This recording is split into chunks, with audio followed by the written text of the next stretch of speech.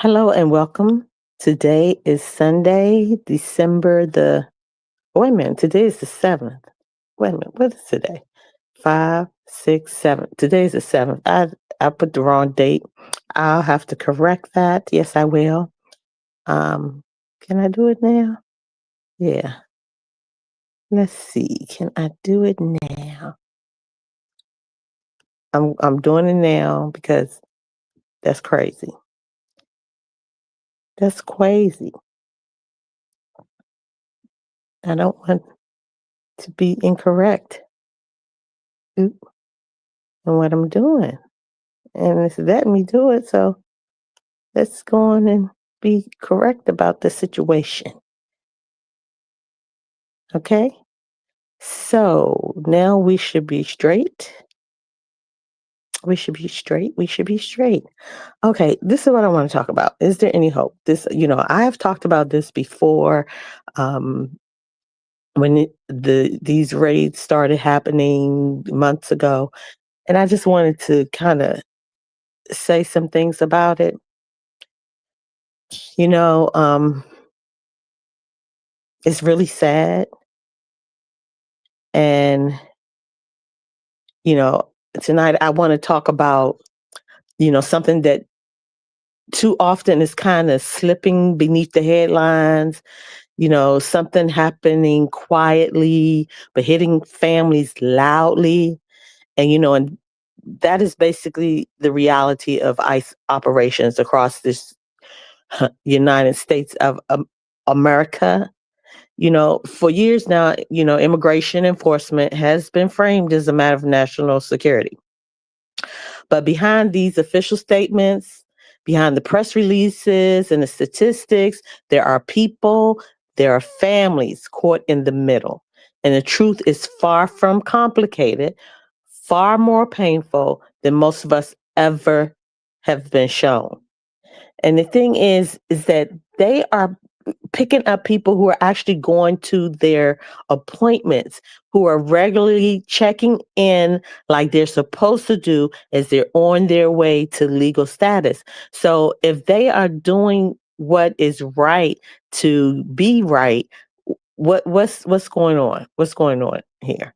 We're hearing stories of households being awaken before sunrise, children watching their parents taken away, communities living with a constant hum of anxiety, not sure when the next raid is going to happen, where the next checkpoint is going to be, the next mistake might occur, even just going to drop off their kids, to pick up their kids, and then the kids are being separated, some kids are disappearing. It's a mess.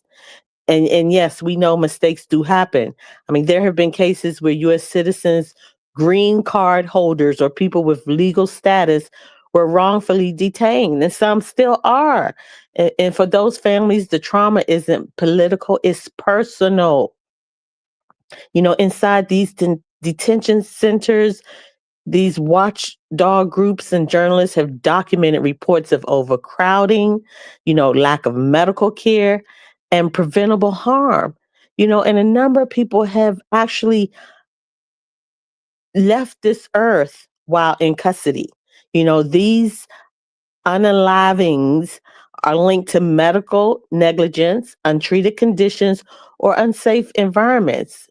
These aren't isolated rumors. They're documented cases that paint a picture we can't continue to ignore. And so the question rises again, will this be stopped? Is there any hope of this being stopped? And the honest answer is not without pressure. Not without continuous attention to this situation. Systems this large don't correct themselves. They respond when the public demands transparency, oversight, and humanity. And, we're seeing in several cities when they know that they're coming, they're starting the whistle campaign and the blowing, beeping the horns. And even some people who are obviously citizens that are beeping their horns, they're even arresting them. What the world? There are things we can do. Yes, we can support legal aid organizations, but they are definitely overwhelmed.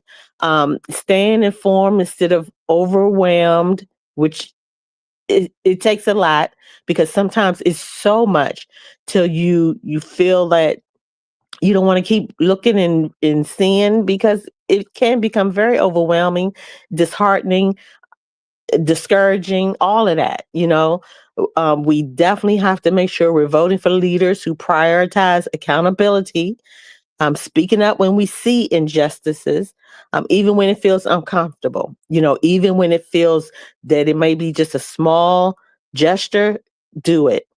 Because small pressure builds, it spreads across millions of people, and it becomes something very hard to ignore. But I don't want to leave you sitting in just the heaviness of this, because it is heavy. I'm feeling the heaviness, because we all have to believe that there is hope. We all have to believe that there is hope. Hope shows up in the lawyers working pro bono through the night. People going to the detention centers, standing outside of detention centers, trying to see, trying to observe, trying to get some accountability, letting them know we're here, we're watching. Hope shows up in communities that's raising bail funds for neighbors they refuse to abandon. Hope shows up in journalists that are digging for the truth, even when it is buried so deep. Hope shows up every single time someone says, we can do better than this, and means it. Hope, no, we're not naive. Hope is the spark that starts change. And as long as families are still fighting, as long as people are still watching, reporting, as long as we refuse to look away, this story isn't over, and it doesn't have to end in fear. We need to step out in faith. We need to believe that it can end, justice will prevail. It can end because we show forth humanity and the love for humanity. It can end in a future where families aren't torn apart in the dark, in the dawn, in the day, you know? And that future is something worth fighting for.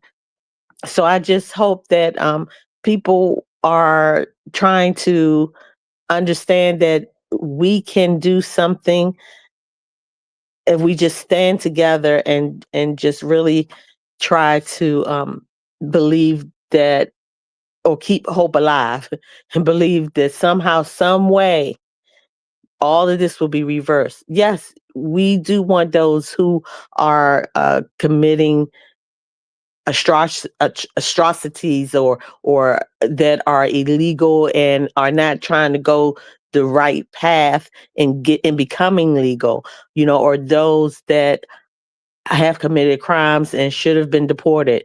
Yeah, but that is not the majority of what's going on here.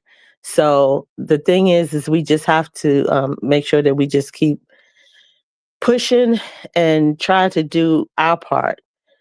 So have a great evening. I hope your Sunday and your weekend was great, and just continue to lift people up in prayer, but try to look and see and sit in figuring out what it is you can do.